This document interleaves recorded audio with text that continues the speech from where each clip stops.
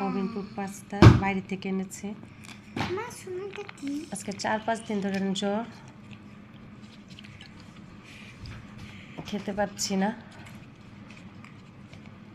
ও একটা চামিচ দিয়ে নিতে হবে।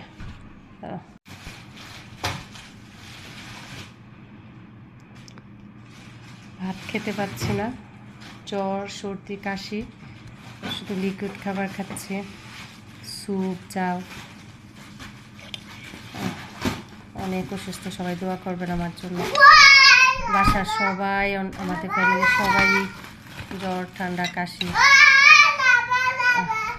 সবাই টেস্ট করাইছে। আমার শাশুড়ি ডেঙ্গু ধরা পড়ছে, দোয়া করবেন।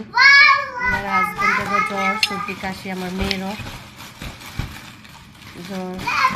ওর মানে সব কিছু ভালোই, ভাইরাস জ্বর, আমার তো ভাইরাস, কিন্তু এত টায়ার্ড লাগে, কোনো কিছু খেতে পারি না। সবাই দোয়া করবেন। আল্লাহ হাফেজ।